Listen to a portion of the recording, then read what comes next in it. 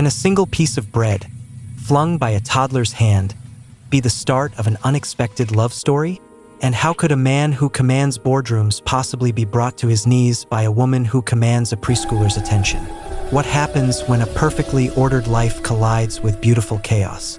Billionaire Johnson Adeyemi had his world meticulously mapped out, but one blind date was about to throw it all into disarray. He expected a quiet dinner with an elegant architect. Instead, he got Rebecca and her 2-year-old daughter, Kayamika. This is a story of high-stakes clashes and second chances, where the most valuable merger isn't made in the boardroom, but in the heart.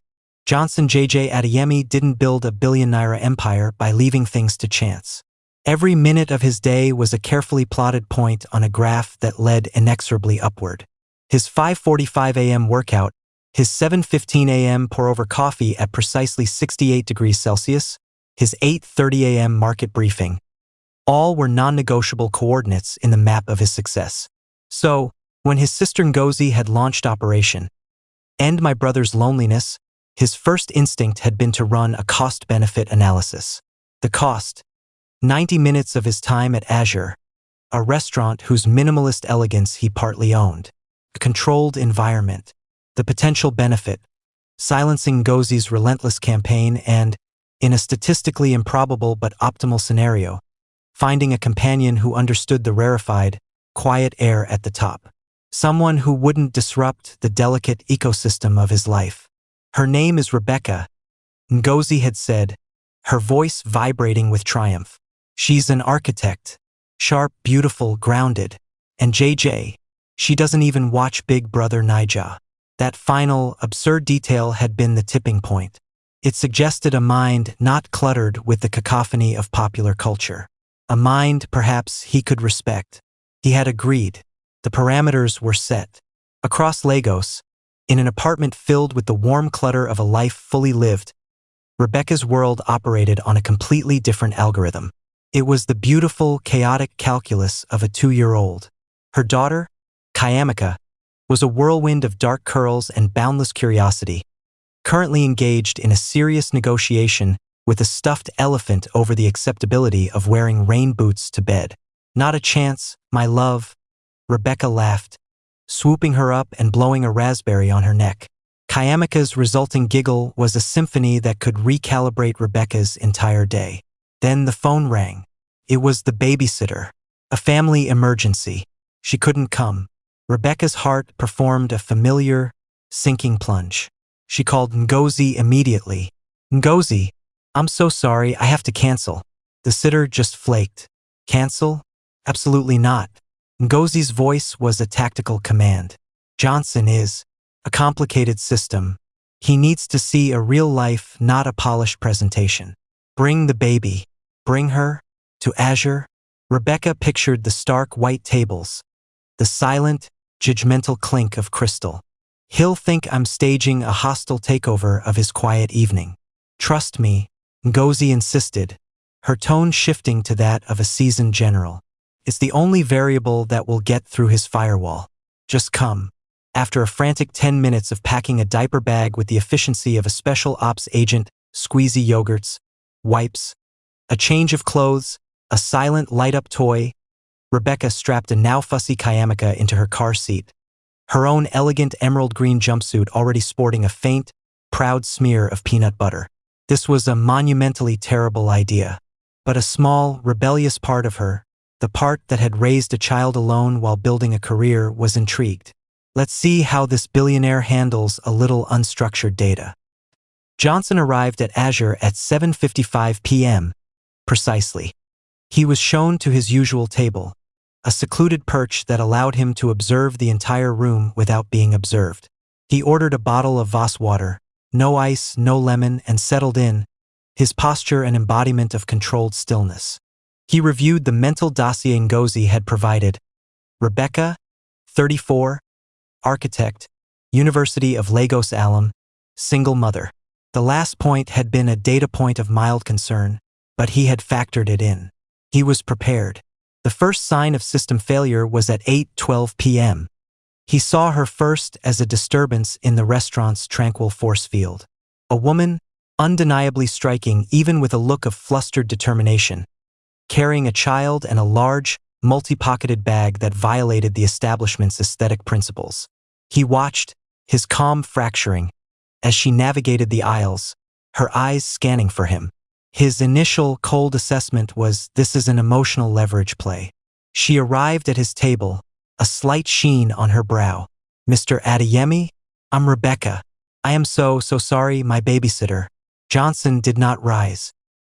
His gaze swept from her apologetic face to the child now rubbing its eyes on her shoulder, then back to her.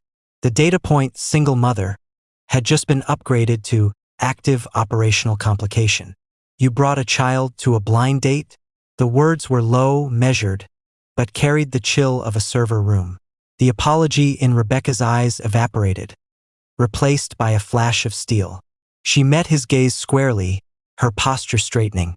Circumstances beyond my control, Mr. Adeyemi, she said, emphasizing the formal address. But if her presence is an inconvenience, we can leave right now. Without waiting for his permission, she turned and expertly commandeered a high chair from a passing waiter, who looked as startled as if she'd asked for a power drill. The next hour was a masterclass in chaos theory for Johnson. He attempted to initiate his standard, polite query sequence. Ngozi tells me you're in architecture, the commercial or residential sector. Before Rebecca could answer, Kayamika, empowered by a purloined sugar packet, began banging her spoon on the table in a rhythmic, primal drumbeat. Bang, bang, bang. Johnson's eye twitched almost imperceptibly. Rebecca calmly retrieved the spoon and replaced it with a teething rusk. Mostly sustainable residential projects, she continued, as if there had been a simple, scheduled pause. I'm particularly fascinated by... It was then that Kayamika, having grown bored with the rusk, made her move. With the unerring aim of a tiny, food-slinging projectile system, she launched a piece of soft bread roll. It sailed through the climate-controlled air in a perfect parabolic arc and landed with a soft, damp thud on the lapel of Johnson's immaculate, charcoal-gray, custom-tailored suit. Time dilated. Rebecca's hand flew to her mouth. Kayamika! No!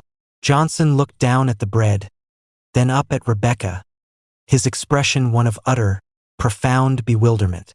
He slowly plucked the offending object from the expensive wool blend as if it were a toxic substance. She's two, Rebecca said, her voice a mixture of genuine apology and a strange, simmering defiance. It's what they do. My board members' children do not do this, Johnson stated, his voice dangerously quiet. It was the most revealing and damning thing he could have said.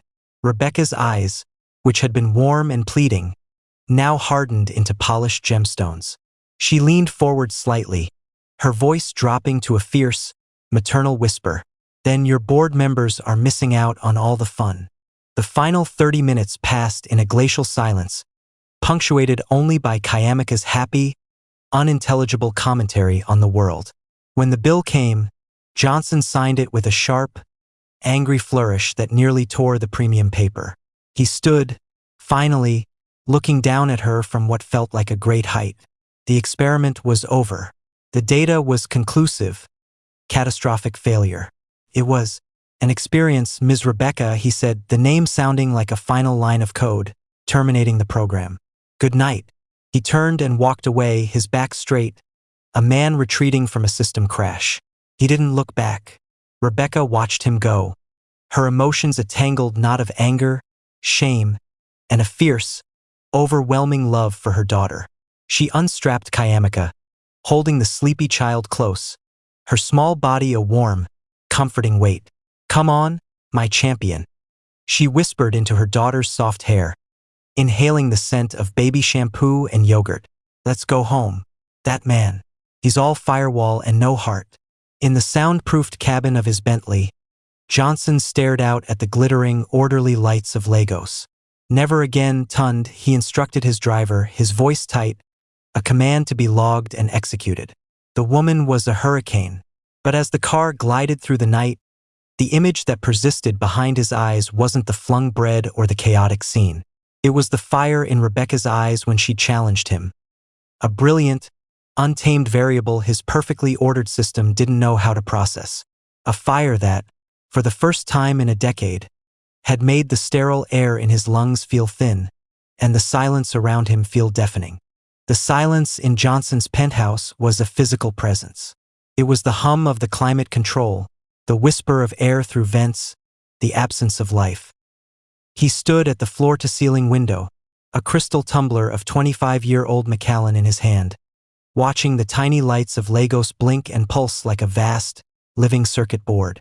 He had always found the view calming, a macro representation of the order he imposed on his own world. Tonight, it offered no solace. His mind, a precision instrument trained on market trends and acquisition targets, kept misfiring, looping back to the restaurant. The scene played out in stark, irritating flashes. The defiant set of Rebecca's shoulders, the damp, shocking impact of the bread on his suit, the sheer, unadulterated noise of it all. He should have been angry. He was angry, but beneath the clean, sharp edge of his anger was a faint, disquieting hum of something else. A flicker of, what? Not interest.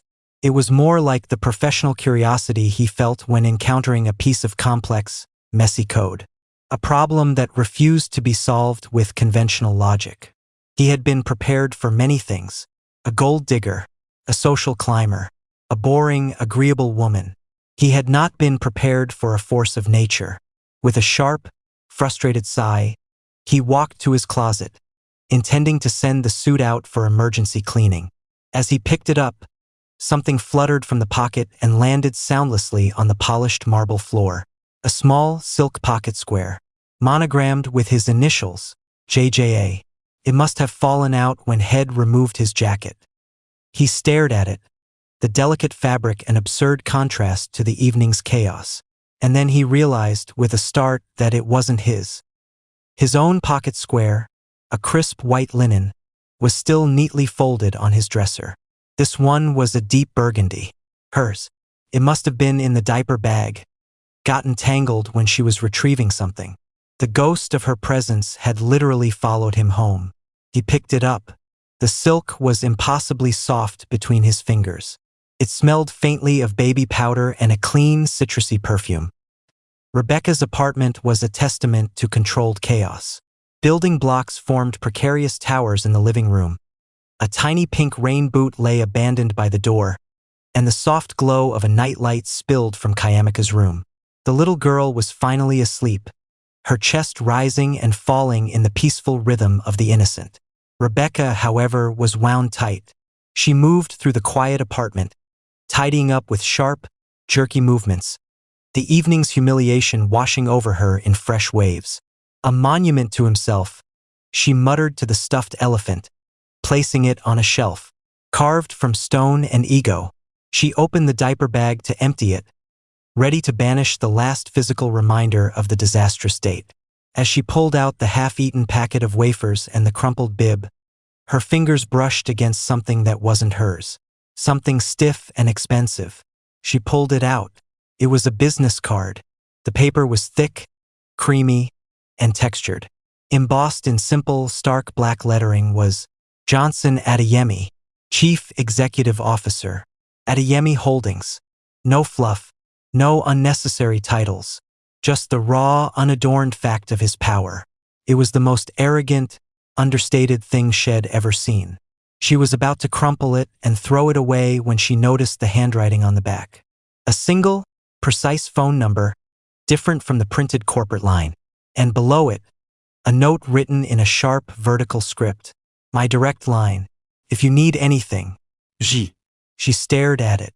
When could he have slipped this in? It must have been when Shed gone to the restroom to clean Kayamika's face. It wasn't an apology. It was a lifeline. Calling card? A reminder that he, Johnson Adeyemi, could solve problems she couldn't? The arrogance of it took her breath away. Yet she didn't crumple it. She placed it on her kitchen counter, leaning it against the fruit bowl. A stark, white monument to the most confusing man she had ever met. For 3 days, the pocket square lay on Johnson's dresser, a silent, accusatory anomaly. For 3 days, Rebecca's eyes flicked to the business card, a persistent itch in her periphery. He found himself in meetings, his focus drifting from multi-million-dollar projections to wonder what a 2-year-old's laughter sounded like in the morning. She found herself designing a new community center, her lines becoming more rigid, more sterile, before she'd shake her head and force a curve back in, a nod to the unpredictable humanity she cherished. He was trying to debug a program that had introduced a fatal error in his core programming. She was trying to reconcile an immovable object with her unstoppable force. On the 4th day, Johnson could stand it no longer. The variable needed to be contained, understood, or eliminated. He had his PA find Rebecca's firm. He didn't call. A phone call could be deflected. This required a physical presence, a recalibration. He stood in the bright, open-plan office of Ugochi V. Associates, architects, feeling profoundly out of place. The space was all exposed brick, vibrant abstract art, and the low hum of creative energy. Young architects hunched over drafting tables and large screens, their conversations a world away from the hushed tones of his own boardroom. Rebecca saw him before he saw her. He was like a black-and-white photograph mistakenly placed in a color gallery. Her breath hitched. She considered hiding. Instead, she stood, smoothing her tailored trousers. "Mr. Adeyemi," she said, her voice cool and professional. "To what do I owe the pleasure?" He turned, and for a moment, she saw something unfamiliar in his eyes. Not the cold arrogance of the restaurant, but a flicker of uncertainty. It was gone in a second, replaced by his usual composed mask. He didn't smile. He simply held up the burgundy pocket square, pinched between his thumb and forefinger. "I believe this is yours." She could have taken it, could have ended it there, but the memory of his condescension, and the silent judgment of that business card, rose up in her. She crossed her arms. "Is that all? You could have mailed it." He absorbed the hit without flinching. He placed the square of silk carefully on the edge of her desk. "No," he said, his voice low. "That is not all." He paused, the words seeming physically difficult to produce. I owe you an apology. My behavior at the restaurant was unpardonable." He forced himself to meet her gaze. "It was rude and it was weak." Rebecca was stunned into silence. Weak. He had chosen the one word she would never have expected. Arrogant, yes. Condescending, certainly. But weak? It was a crack in the marble facade, and it disarmed her completely. He continued, his eyes drifting past her to a photograph on her desk. A picture of her and Kayamika, both laughing, smeared with ice cream. "The child." "Kayamika," he said, and the name on his lips sounded less foreign this time, softer. "She is a vibrant individual, like her mother." The air between them shifted. The battlefield was still there, but a tentative, fragile truce had been declared. Rebecca looked at him, truly looked at him.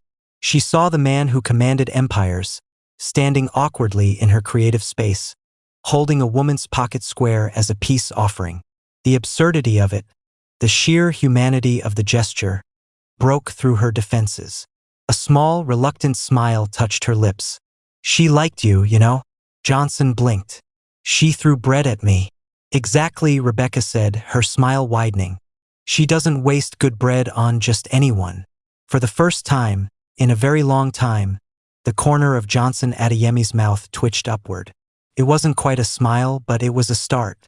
The system, for the first time, was considering an unplanned, illogical, and utterly fascinating software update. The silence that followed Johnson's near smile was different from the restaurant. It wasn't a wall. It was a bridge, fragile and newly built, spanning the chasm between their worlds. Rebecca was the first to speak, her voice softer now, the professional armor loosening. "Can I get you a coffee? It's not 68 degrees, but it's drinkable." The reference to his specific preference, which Head mentioned offhandedly at Azure, startled him. She had been listening even amidst the chaos. "Black is fine. Thank you." He followed her to a small kitchenette, feeling the eyes of her colleagues on him. He was a specimen under a microscope, a rare corporate beast invading their natural habitat.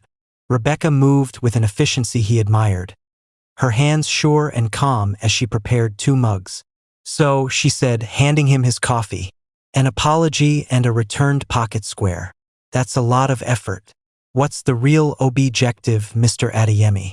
He took the mug, the heat a grounding sensation. "The objective is data," he said, deciding on a startling degree of honesty. "The initial dataset from our first encounter was corrupted by external variables and my own flawed processing. It resulted in an incorrect conclusion." Rebecca leaned against the counter, cradling her mug. "And what was the conclusion?" "That you were a disruption to be avoided. And now? Now I am considering the possibility that my parameters for disruption were too narrow." He took a sip of coffee. It was terrible, bitter, and over-extracted. He drank it anyway. "I would like to request a second iteration. A recalibration. Proper date. Just the 2 of us." Rebecca studied him over the rim of her mug. The arrogance was still there, framed in the language of systems and data, but the intent was clear. And it was intriguing. "Why?" she asked simply. Johnson looked past her, out at the creative disorder of the office. "Because my world is very quiet. Yours is not. I find I am no longer certain which environment is more optimal."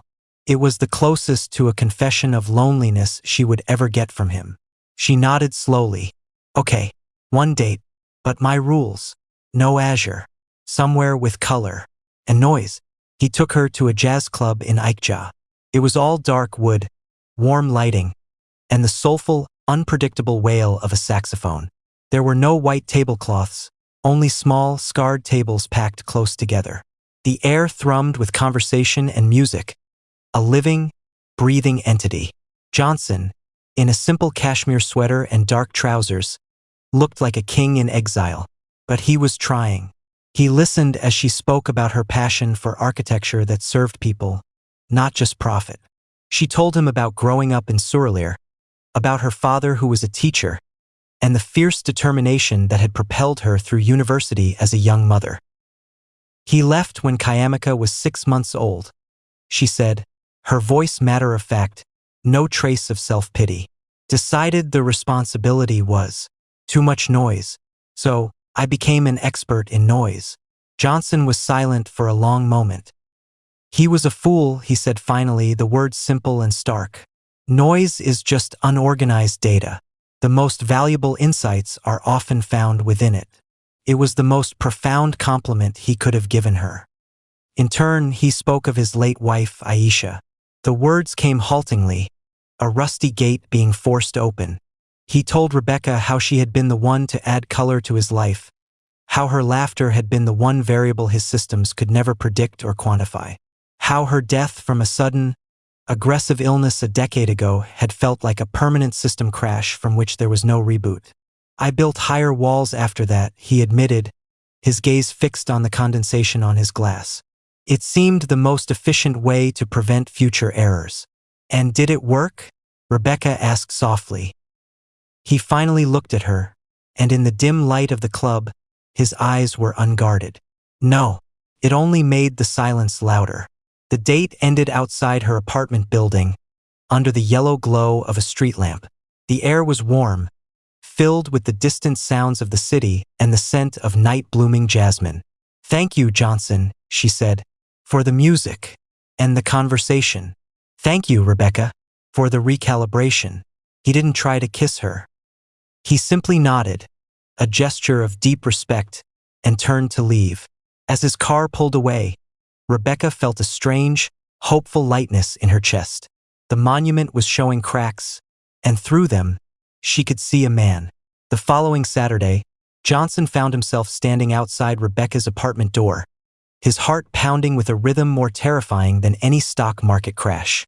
In his hand was a ridiculously expensive, handcrafted porcelain doll from a boutique in Paris, swaddled in tissue paper, felt absurdly fragile. Rebecca opened the door, smiling. "Right on time. Come in. She's just waking up from her nap." The apartment was a symphony of domestic life. Sunlight streamed in, illuminating dancing dust motes. Toys were scattered across a colorful rug. It was the antithesis of his sterile penthouse, and it should have felt claustrophobic. Instead, it felt real. Kayamika toddled out of her room, her hair a wild halo of curls, clutching her well-loved, slightly chewed plastic dinosaur. She stopped when she saw Johnson, her big brown eyes regarding him with deep suspicion. Johnson knelt, bringing himself to her level, a move Head seen in a parenting article Head secretly researched. "Hello, Kayamika," he said, his voice unnaturally gentle. He held out the elaborate box. "I brought this for you." Rebecca held her breath. Kayamika approached with the solemnity of a diplomat. She looked at the box, then at him. She made no move to take it. Instead, she thrust her own dinosaur towards him. "No," she stated firmly. Then, pushing the dinosaur into his hands, she added, "Bite." Johnson looked down at the slobber-covered plastic toy in his pristine hand. He looked at the priceless doll, now entirely forgotten. He looked at Rebecca, who was trying and failing to suppress a laugh. And then, Johnson Adeyemi did something he hadn't done in a decade. He laughed. A real, genuine, from the depths of his stomach laugh. Felt strange and wonderful. He took the dinosaur. "Thank you," he said to Kayamika, his voice warm with amusement. "It is a formidable specimen." Satisfied, Kayamika grabbed his free hand and pulled him toward her block tower. Build. For the next hour, the billionaire CEO sat on the floor, building a precarious, brilliant blue tower under the strict direction of a 2-year-old. His large, capable hands, which usually signed contracts worth millions, carefully placed block upon wobbly block. When the tower finally crashed down, Kayamika shrieked with delight, and Johnson found himself laughing again. When it was time for her bath, Kayamika, exhausted and happy, climbed into his lap and fell asleep against his chest, her small head a heavy, trusting weight. Johnson froze, his arms hovering awkwardly before slowly, carefully, settling around her. He looked at Rebecca, his expression one of sheer, unadulterated wonder. Rebecca's heart turned over. The firewall was down. The system had been successfully rebooted with a new, chaotic, and beautiful operating system. The beta test, she realized, was an unqualified success. The real integration was just beginning. The weight of a sleeping child was a currency Johnson had never traded in.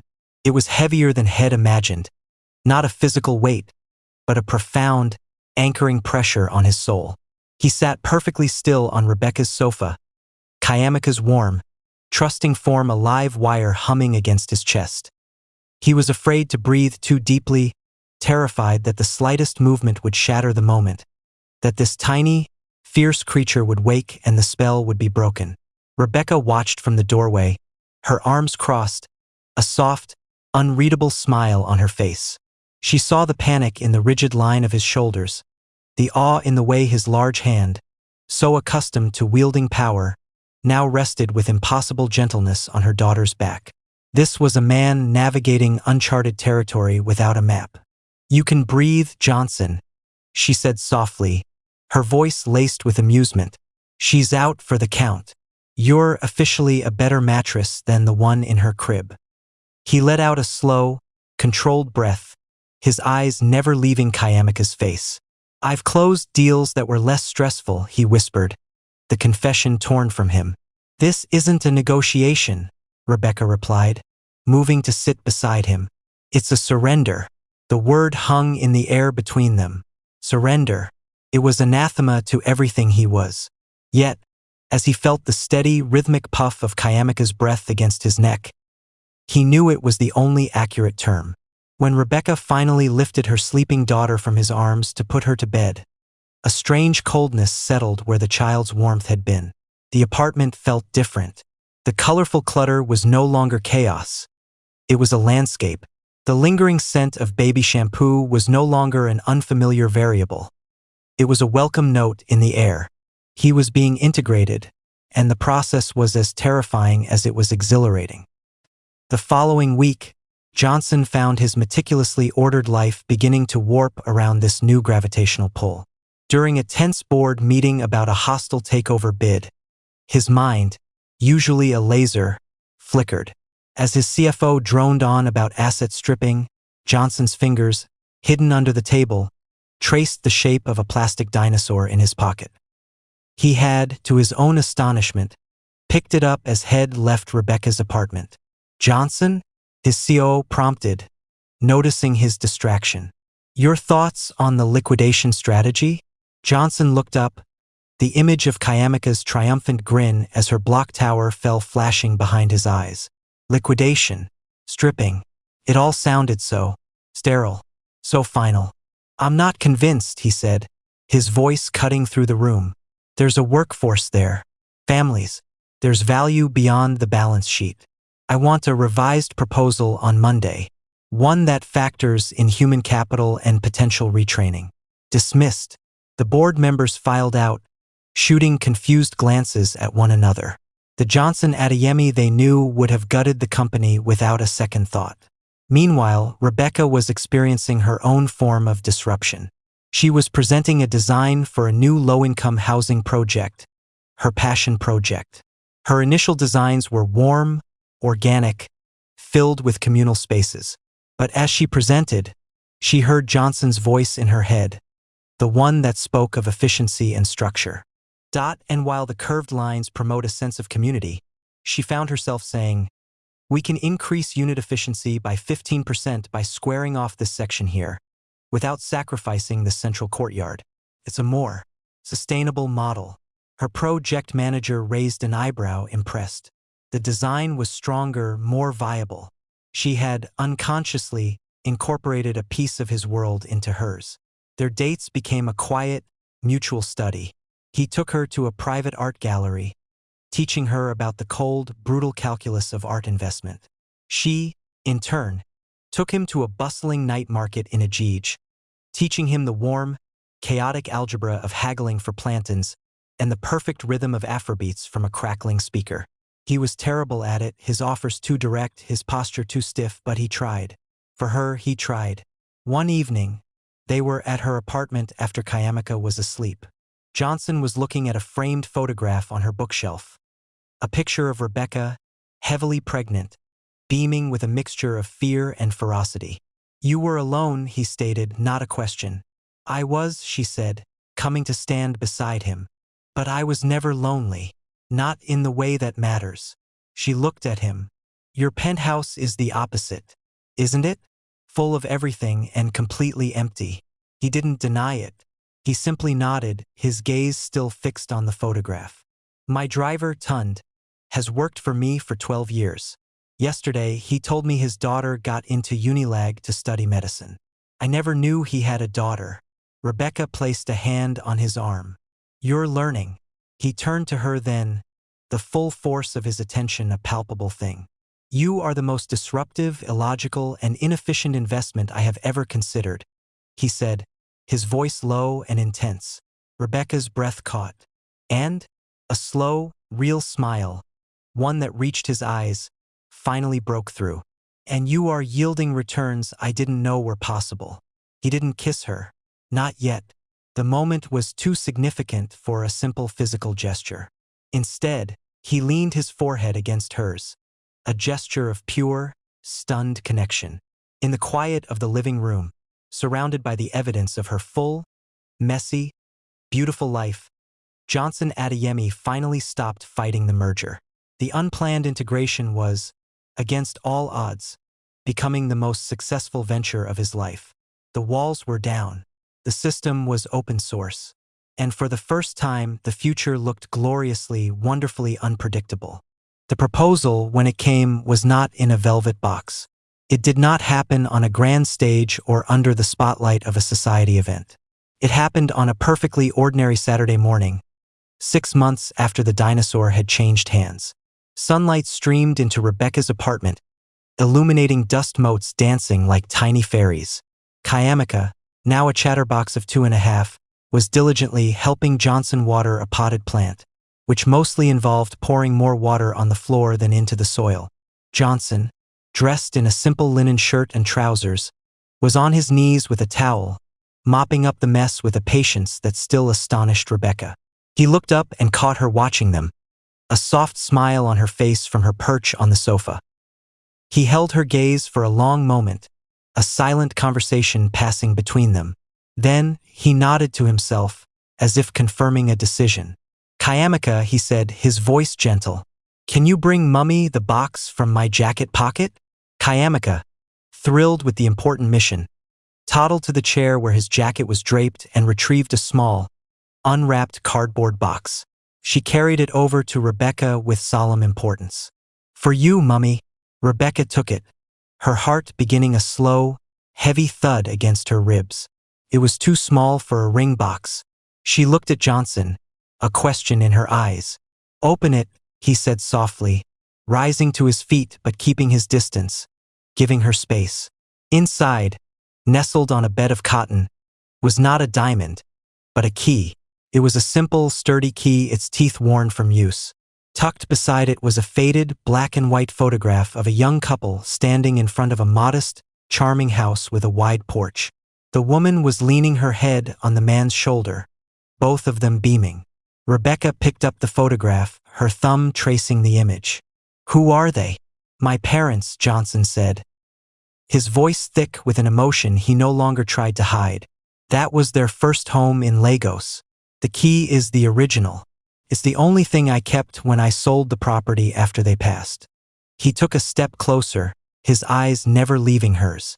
They built a life in that house filled with laughter and arguments and more love than any palace could hold. I spent my life building towers of glass and steel, thinking that was success. I was wrong. He knelt before her, not in a grand, cinematic gesture, but in a posture of humble offering. He took her hand. Rebecca, I don't want to give you a ring and put you in a penthouse. I want to give you this key and ask you to build a home with me.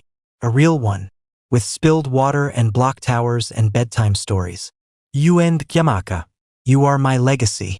The only merger that has ever truly mattered. Tears welled in Rebecca's eyes, blurring the image of the key. She looked from his earnest, open face to her daughter, who was watching them with wide, curious eyes. She thought of the arrogant man in the restaurant, the one who had called her life an inconvenience, and she saw the man he had become. A man who had learned to kneel, to laugh, to love. She slid off the sofa and knelt with him, their knees touching on the sun-warmed floor. She took the key, its metal cool in her palm. Yes, she whispered, her voice cracking with emotion. Yes, we'll build a home with you. A brilliant, unguarded smile broke across Johnson's face, the most beautiful thing Rebecca had ever seen.